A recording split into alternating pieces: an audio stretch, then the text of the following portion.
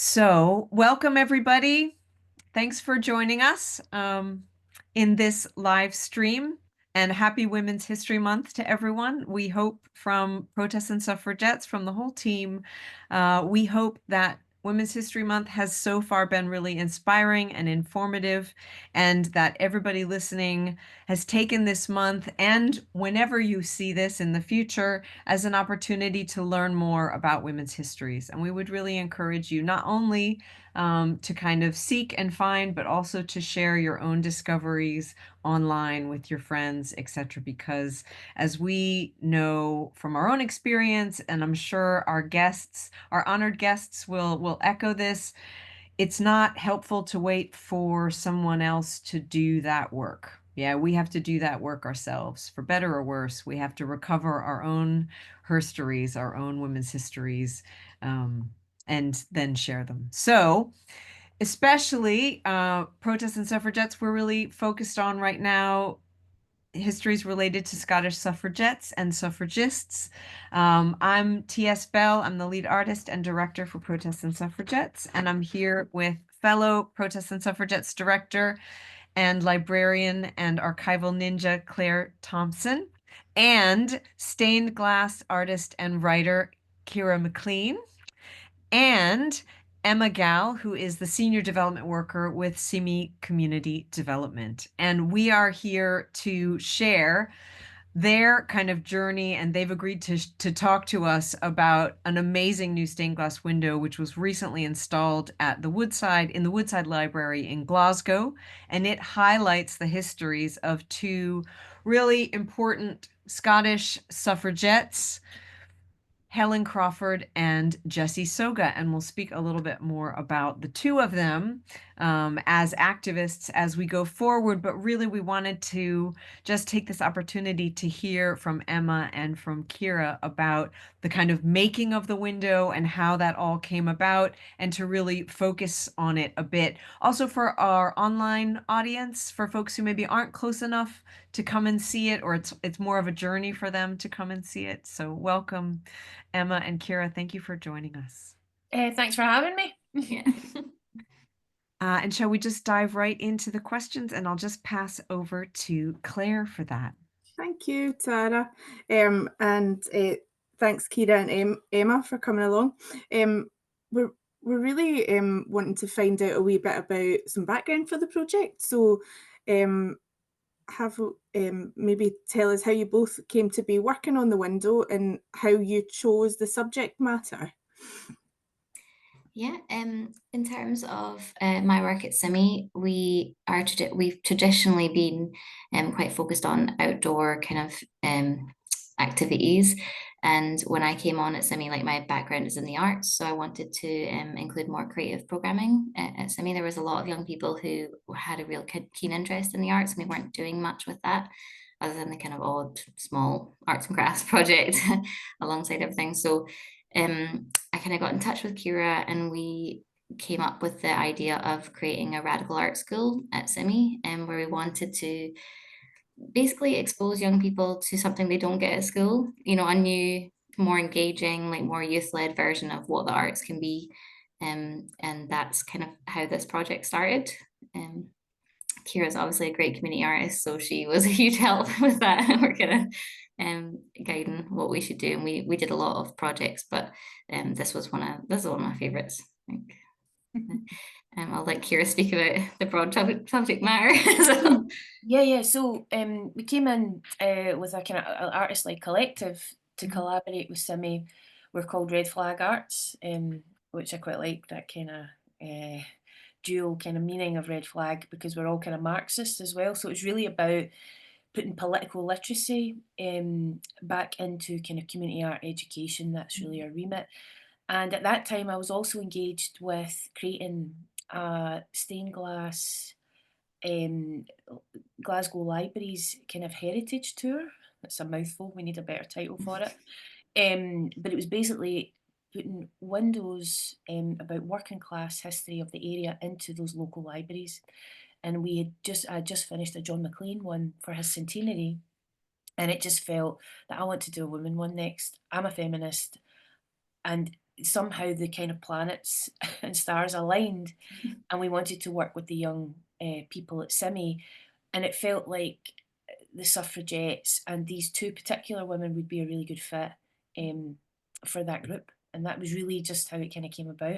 It wasn't like a definite plan. It emerged through conversations with Emma, through the work that was already happening, and we came to this kind of nice kind of praxis, if you like.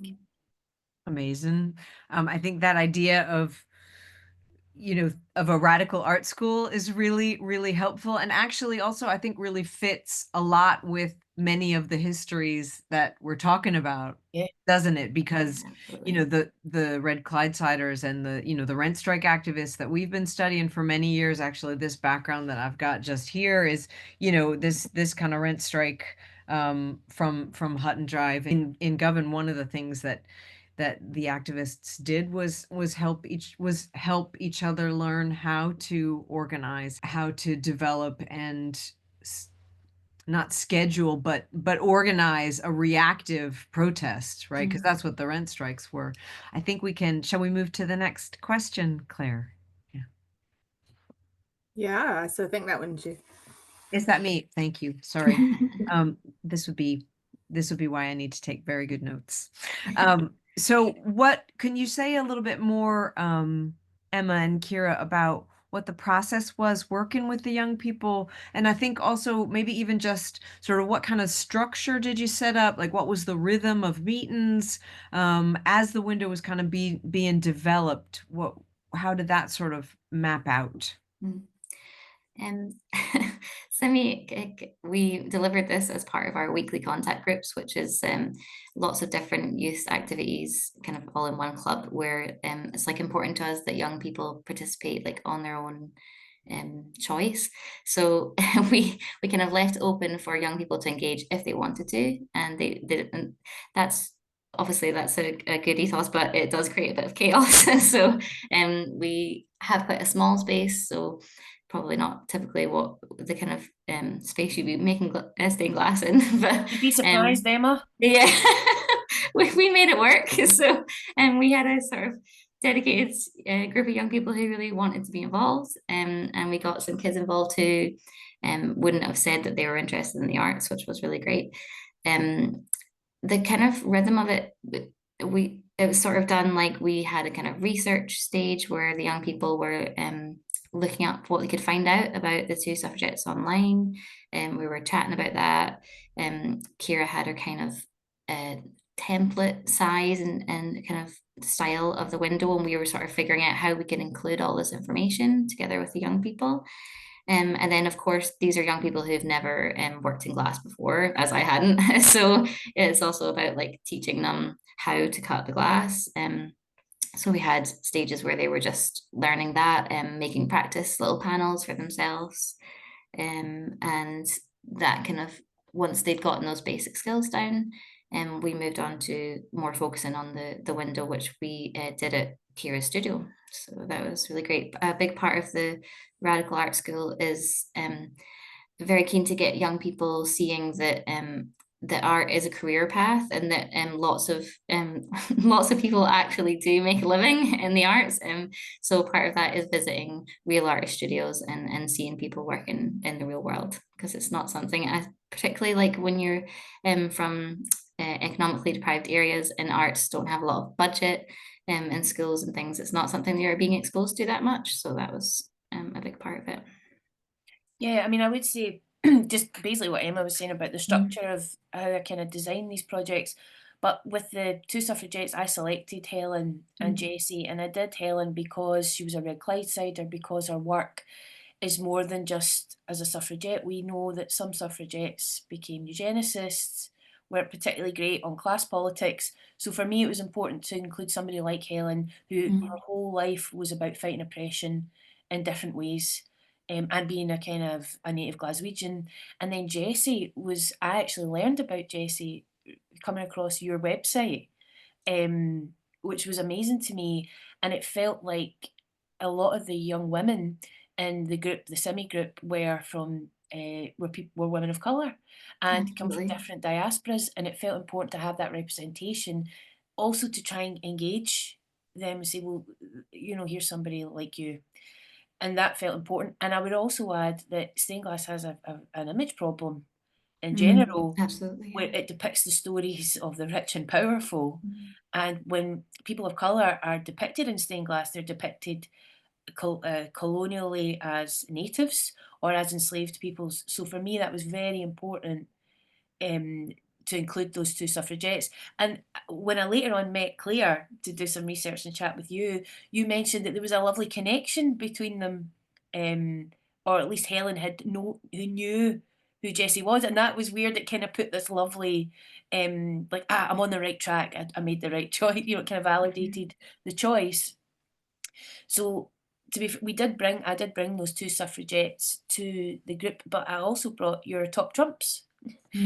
And that was brilliant. And we went through, I mean, I love the fact, you know, how gallus they are. The kids did really, I think, engage with the fact that they were quite militant. Yeah, absolutely. And that was really interesting.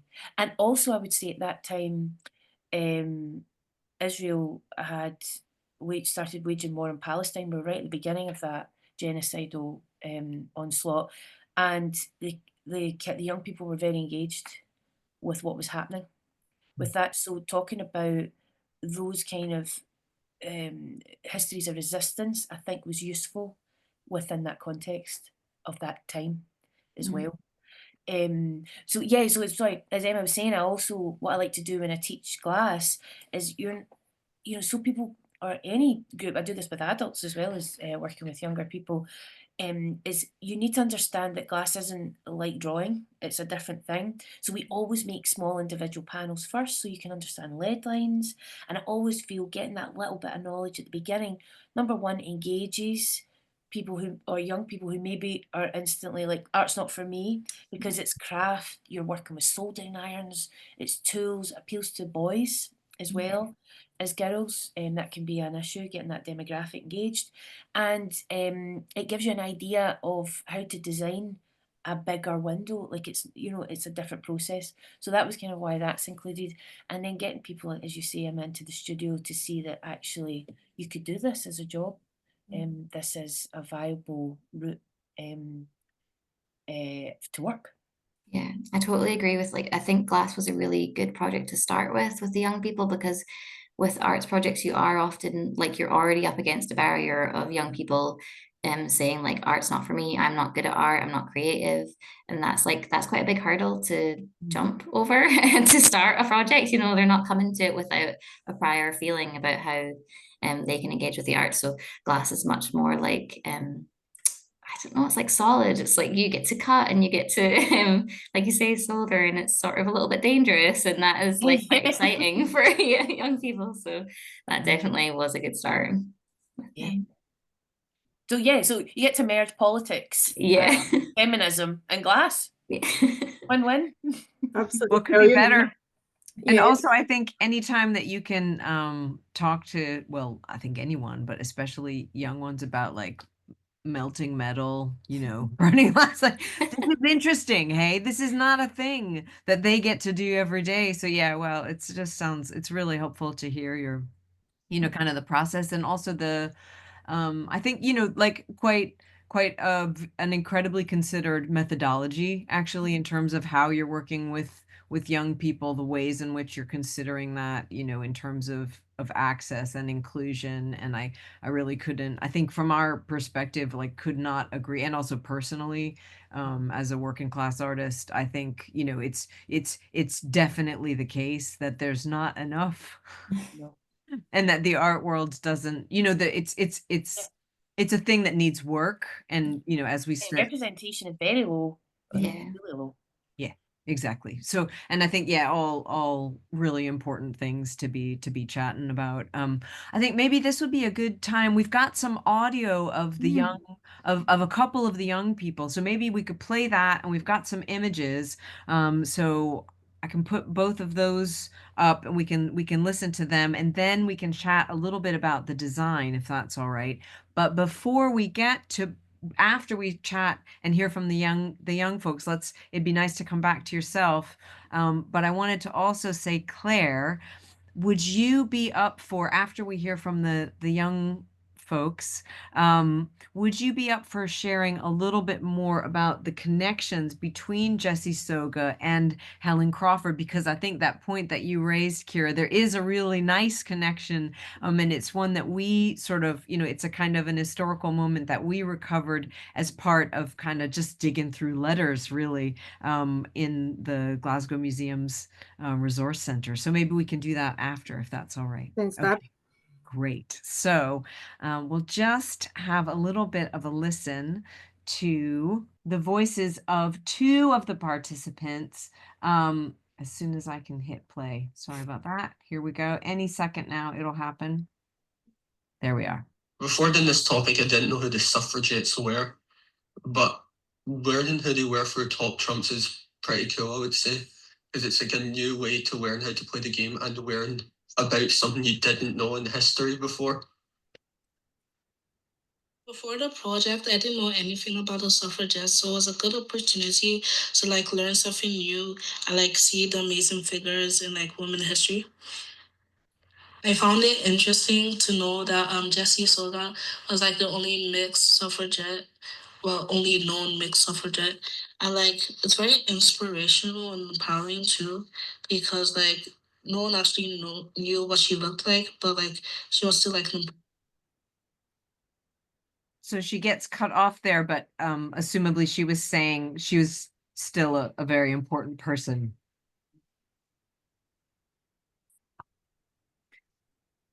Emma, is there anything else that you want to share, just because you were kind enough to record, you were kind enough to record. So maybe you could just share a little bit about both of them that we just heard from, and also, why don't you go, please? And Absolutely. I'll pull up a couple images of them while that happens. While you do. I think like from our point of view, I suppose I was a bit surprised to find out that like really none of the young people working on the project knew anything about the suffragettes.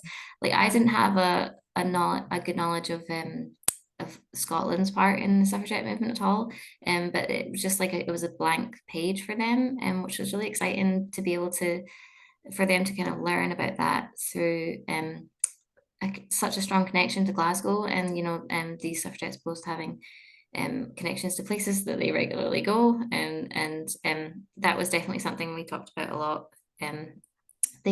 I think they engaged with it much more than they would have if it hadn't have had that focus in Scotland. Yeah, can I just apologise for the young person wearing the B&H apron, but it was one of those things that's been in the studio for 30 years, and she just fell in love with it and demanded to wear it. Sorry.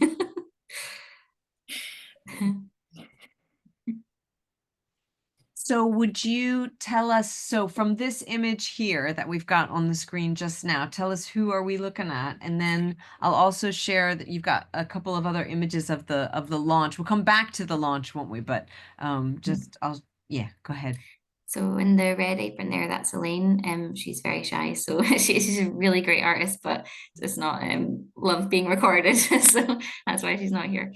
And this is Ori in the middle, very strong-willed young woman. She is a great artist as well, and that's Cian.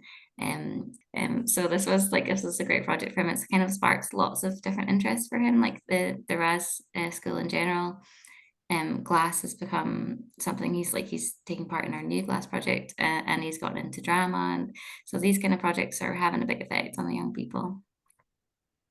Absolutely amazing. And just to say that, so we heard from Cian first and then Ori in that audio. Yeah.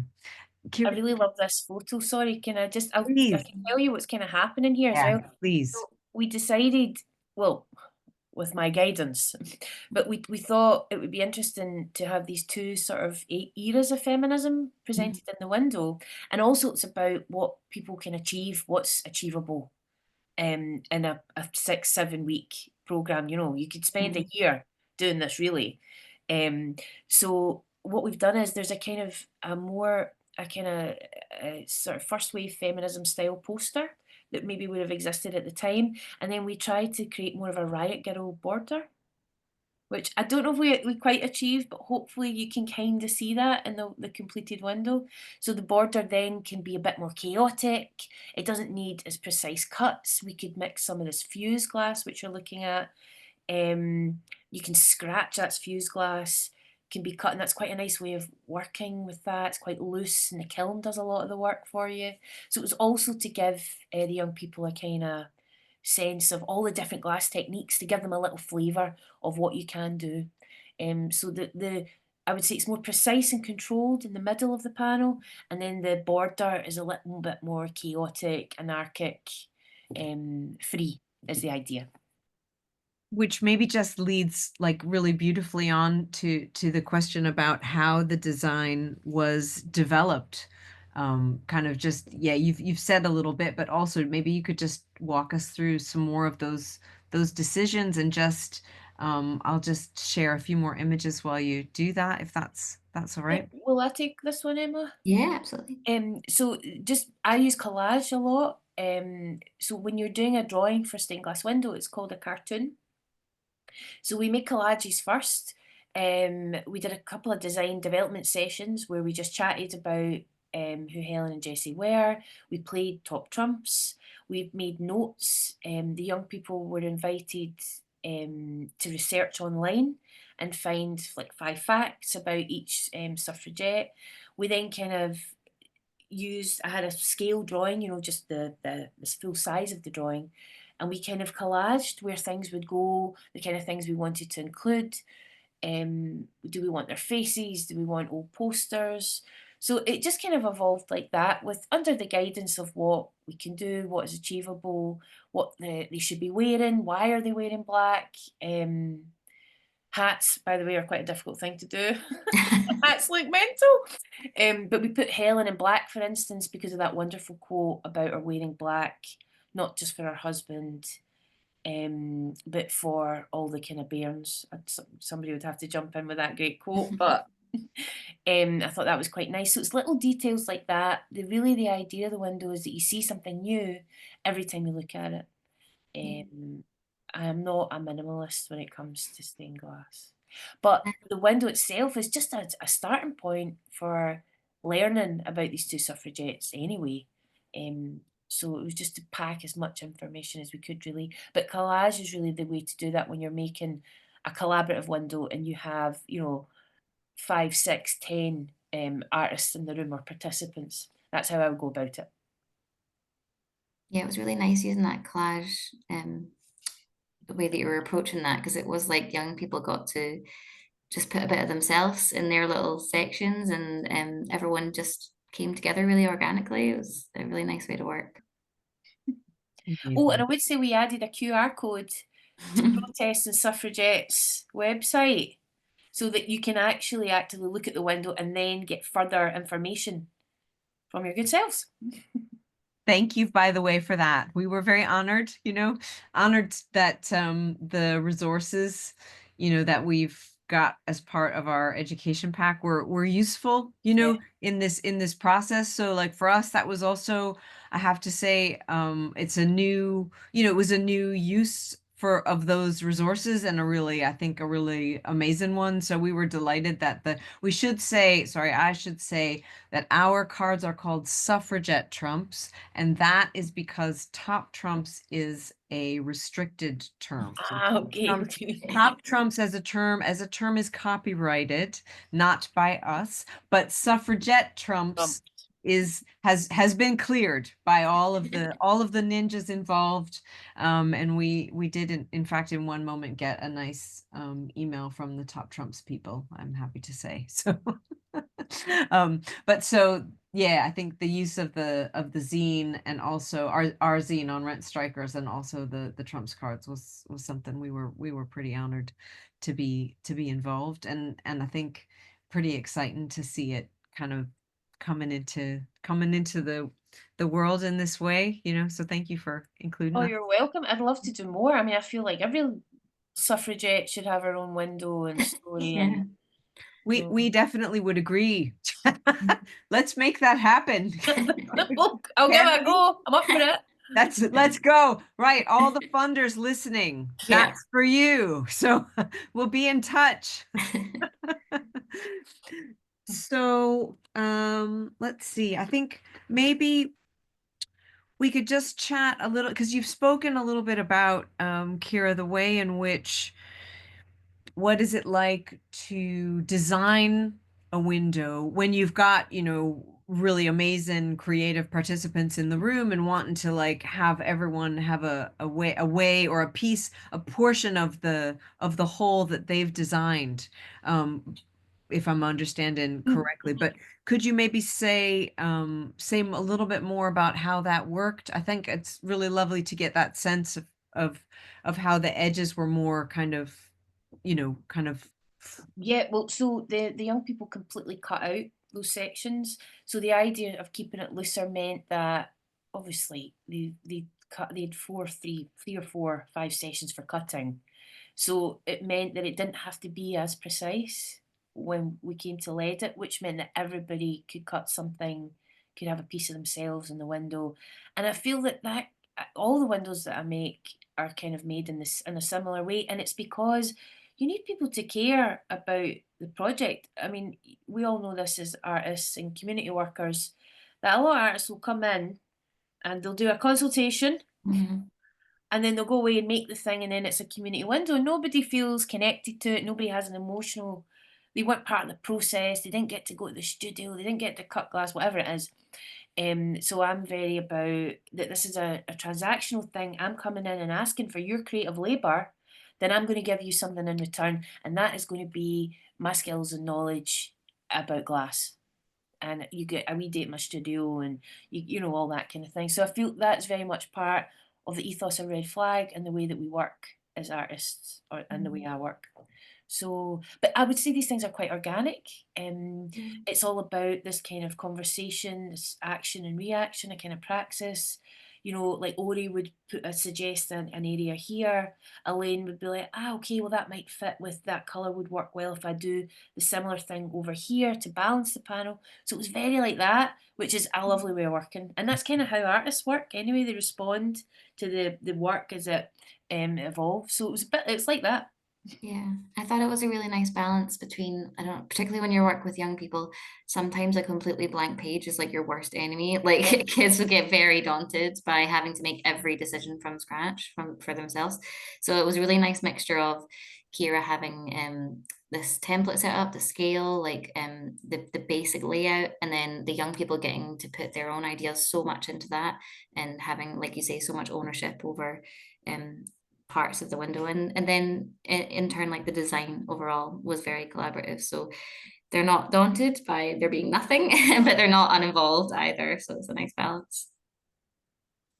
And this might be a nice time, Claire, if you wanted to just share, kind of speaking of connections, kind of coming back to the history of the content, just to share a little more about the connections between Helen Crawfurd and Jessie Soga. So from our perspective, just as a group of artists, activists, kind of local history archivists, we have been thinking about and kind of digging into and researching rent strikers, like Mary Barber and Helen Crawfurd, because Helen Crawfurd worked right alongside Mary Barber in the Govan rent strikes. And as you said, Keira, she went on, she was an activist her entire life. She was one of the founders of the UK Communist Party, very interesting, very prolific, I think, by any stretch, activist. And kind of like a senior figure, I think, in a lot of ways. And as we were looking into Helen, we recovered some really interesting things about younger activists, including Jessie Soga. So sorry, I'll quit yakking. Claire, can you share more about, because Claire knows. Yeah, so when we were looking into Jessie Soga and Helen Crawfurd, we looked at the Glasgow Museum's collection. There's quite a rich collection of suffrage memorabilia, for example. There's some hunger strike medals, there are photographs, newspaper clippings, etc. But we found a letter that had been written by Helen Crawfurd to another suffragette from Glasgow called Janet Barrowman. And Janet, having been involved in militancy in 1912, when it came to the end of the 1950s, this kind of suffrage fellowship came up, and they wanted to remember what they had done. And Janet wrote to Helen to say, oh, who do you remember? Is it like, who are all the people? So she sort of went through them all, described Teresa Billington Gregg, and when the Pankhursts came to Glasgow, etc. And then she mentioned Miss Soga. She was sort of involved in organisation, and that was a name that we hadn't heard before. We recognised it as maybe not necessarily a surname that we had even heard before, and then we're able to link her to her family, that being the family of Tio Soga, the South African minister, who came to Scotland and married a Scottish woman called Janet. And I think it was just the fact that Helen had known Jessie that kind of struck us. And when I shared that with Keira, we were just sort of jumping up and down, really excited about the fact that, you know, you had decided, Keira, to focus on these two women and to connect them to their archives and say, well, actually they knew each other, they knew of each other, was really, really powerful.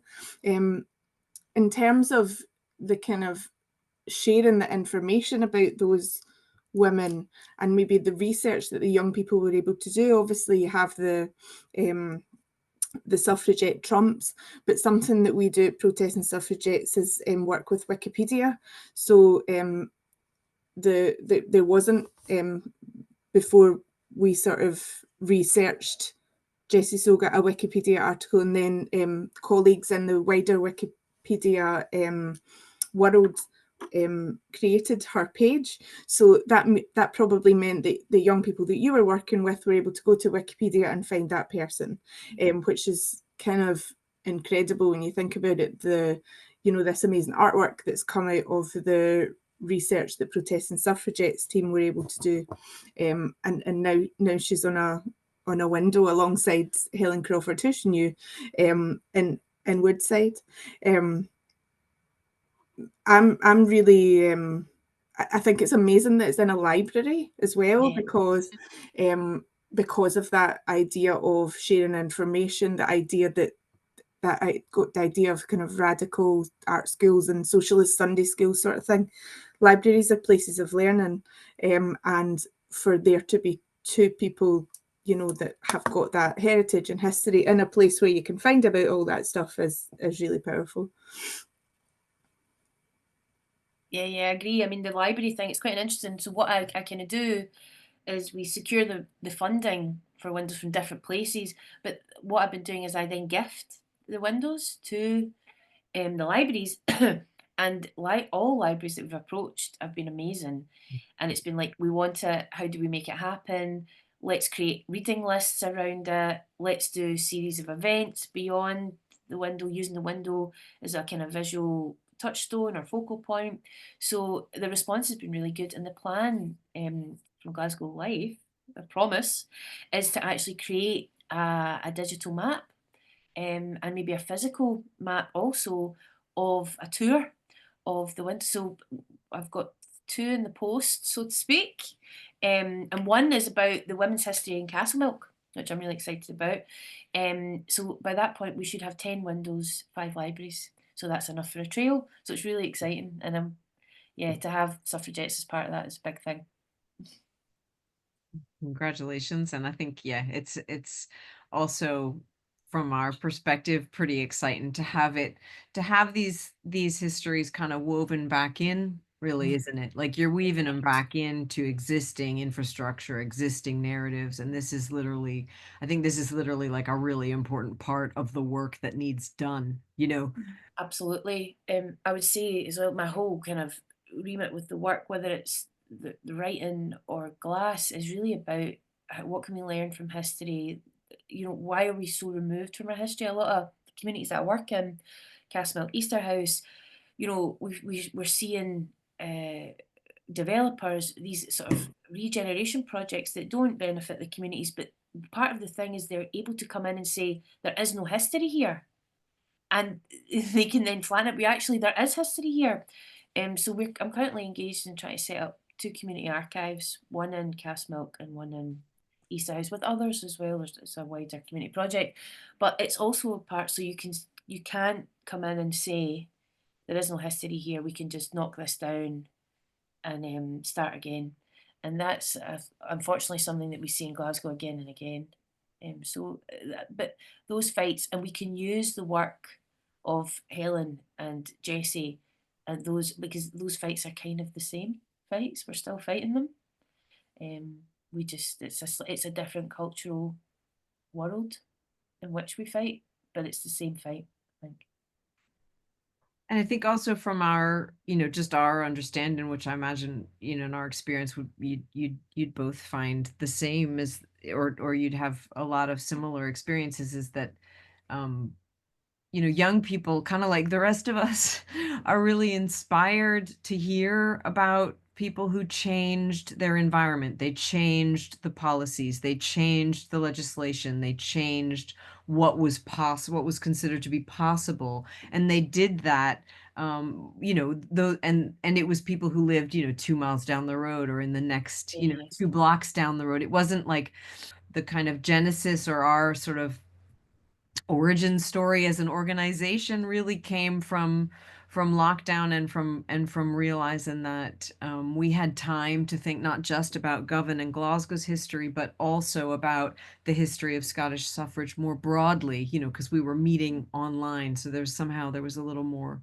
opportunity to think broadly, but the desire was always to create something kind of that mapped out activism across Scotland, because young people want to know, the rest of us too, but I think especially young people today really want to know about activists who changed their own environment, who changed the towns where they're living. And I think we need to empower the next generation to be able to feel that they can make those changes for themselves. As you say, Keira, it's the same fight, a different context, but a lot of the same. I absolutely agree with that, and I think that's the point of the Radical Art School is, the art is a vehicle to get young people talking and understanding what is possible, and what is possible, very possible for them to be doing. And I think that's why Jessie Soga and Helen Crawfurd actually make such an interesting combination in the window, because they had quite different approaches to campaigning. There's a lot of crossover there, but Jessie is using her music to in our organizing, that's bringing in another art form, and Helen's maybe a bit more radical. Like, there's a lot of different ways to approach making change, and they make a really nice combination there, I think. And so like exposing young people to how they might make a difference in their own way, and that feels right to them. That's really nicely captured in the window, I think. Yeah, and the reality of that, I think, as well, I mean, just thinking about as Jessie as a person of colour, like to be more militant would probably have Would be meant more dangerous. Punishment, and because we see those things happening today. Absolutely, yeah. And that's a conversation that we actually have been having as part of our newest stained glass project. Is we were talking about the Glasgow girls, and a lot of young people particularly young people who are from whose family are immigrants and perhaps don't have settled status in the UK, are more afraid to, as of course they would be, to be making a stand on things they're seeing around them. And that's why, like, having the art projects is so powerful, because you can sometimes let your art speak for you. You don't have to be, it's great to be on the front line, but it's not for everyone. And this can be a really powerful way of doing that. Yeah, absolutely. I think sorry, please go ahead. I think that's really interesting what you're saying about the kind of precarity of that activism, because if you are worried about more horrible things happening to you because of your things that marginalise you, then you're less likely to do it. So like the kind of idea of working class suffragettes, there aren't so many of them. Like Janet Barrowman that we were talking about before, she lost her job, and one woman lost her 3 sons, or was divorced by her husband, lost her 3 sons and got to keep her 3 daughters. So like this is a real sacrifice that these women were making, in particular. You know, if you're going to go to jail, who's going to look after your children, or, you know, pay your rent that's going up or whatever. So that's really interesting, the kind of connections between then and today. And I think also worth mentioning that we're in an environment now where things are being taken down offline, right? So things that were up online are no longer up online. So there is maybe more of, I think I'm thinking, this is just personal, I'm thinking differently about the need for infrastructure, you know, and you know, like the physicality of these types of almost like as an historical intervention, you know, as you were saying, Keira, you know, and Emma, that this is something that can express in a different way. And I think we really need, I think we need all the facets. Like we need lots of different ways to share these histories. We need lots of different ways to share these voices. And we need, you know, in order to weave these things back into kind of the, you know, even out with the current situation, you know, in terms of the climate against, you know, maybe histories that are considered to be non-dominant, which would involve all of women's histories, right? That's why we have a month for women's histories, unfortunately. You know, maybe we won't need that, but I think we really need I think all of these creative expressions are really important. We need all of these different ways, different routes, different tactics, really different methodologies. In the same way that the suffrage movement had a lot of different tactics, right? Like all, you know, what you were saying at the beginning, Keira, about kind of the histories of resistance or militant histories. And I think also just to really, again, you know, kind of loop back around to the ways in which that young people today are really interested in learning about these things. These are not things that are necessarily being taught within schools, but these are things that we now have more and different language to describe than the suffragettes did, right? Suffragettes didn't have words or phrases like direct action. Didn't exist, right? But every young person understands what direct action is, right? Nobody needs to explain that to, I mean, most do, certainly within, you know, within a kind of a Western, you know, or a UK context, they certainly would understand that. And I think, yeah, I think more of these, you know, more windows both. Should we chat just briefly about the kind of launch, you know, how the launch event went, and then afterwards, and maybe you could just share as you're chatting through. I've got a couple more pictures. I'll put those up, just of the launch event, if that's okay. But maybe while you're chatting through that, you could also just share a little bit about how it feels to be looking at the window now, or how you think about the window now. Yeah, no, the launch was really interesting. So there was a bit of a delay with it, because Woodside is a listed building, and there was a technical thing to work out about install, which was resolved. So that was great, and it now means a listed status building wouldn't be a barrier to creating a new window in, which has opened up a lot of things, which is great. So working with the library, we organised a kind of launch date. We invited Claire, your good self, to come and chat. As a librarian, you had kind of 2 hats on, Protests and Suffragettes and a librarian hat. We had the singer Lorna Morgan, who's also a member of the Artists Like Collective that I'm in, singing some traditional Holloway jingles that the women, female suffragettes, had written. So that was really exciting. And we invited SiMY, obviously, and the young people, and Glasgow Times came out and kind of covered it and did a little story on us. The library itself had a lovely kind of selection of books, and they created a kind of area, there it is, and reading lists associated with the window.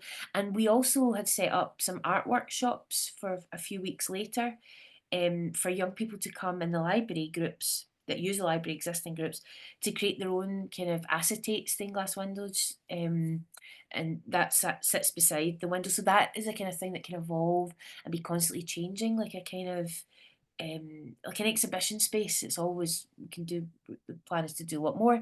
And what was really exciting for me though was that out of the project came a nomination for a Community Art Award with the Glasgow Times, and it was just, again, that just bolstered the whole project. The, like, Helen and Jessie getting their flowers, it was totally unexpected. It was really nice. Obviously we were defeated by larger scale organisations. That's fine, we'll get it next time. But it was just really nice, I think, to be nominated. But they did us out of our gala dinner, Emma. That was the only thing I wanted to go to, is this dinner you get at the City Chambers. It's for a free meal. A free meal. But no, so it was really lovely, and the response was really great. I got a lot of messages on Facebook. People turned up that I didn't know. It was like people that were just interested in Jessie and Helen more maybe than the window, if you know that, which was really lovely, and seeing that. So I think I felt like it was a real success. Yeah, I think from a kind of youth work perspective, it felt like a really, I mean, it was a big deal, but it felt like a really big deal for the young people, because such a big win. Like, you know, sometimes young people who are from areas that get overlooked a lot in Glasgow, just like having something so physical in such like a grand space that is like they've had such a big part in. It was just like a really proud moment, and you could tell that they were really proud. Like they just were really happy, and they're, you know, like Laurie particularly is not the kind of young person that would talk about being proud, but you could tell that she was.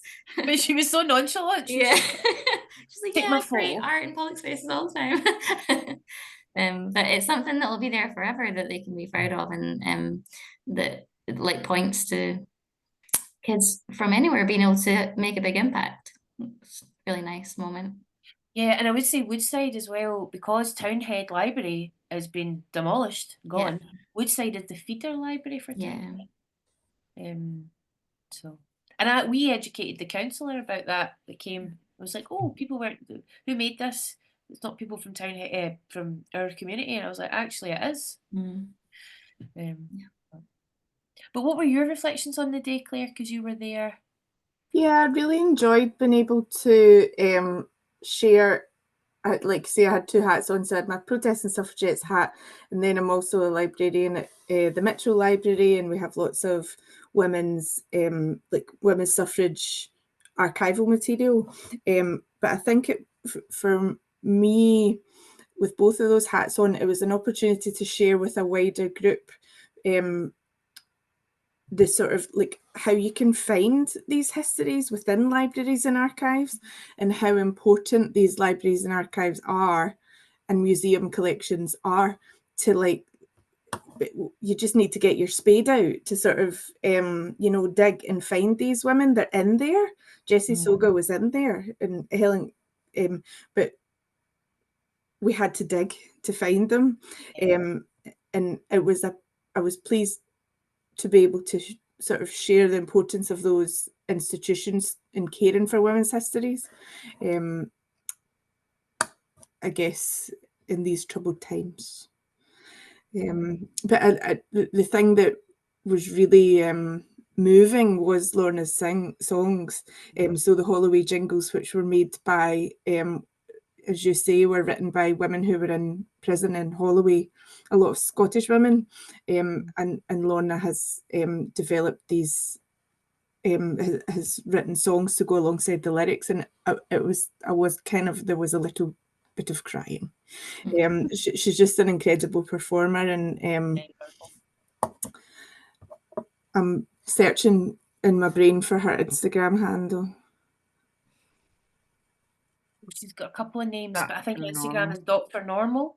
Dr. Normal. Because she has a PhD. She also does a lot about, she writes a lot about prison abolition, and she works in prisons as well. So she's a multifaceted, talented human being.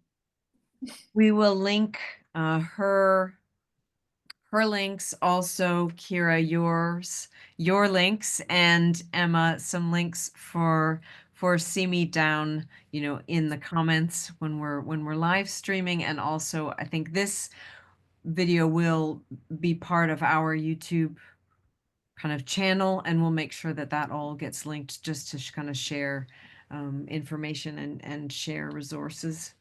Just understanding that these resources are important actually after the fact. Every month is Women's History Month, so or so say we all anyway.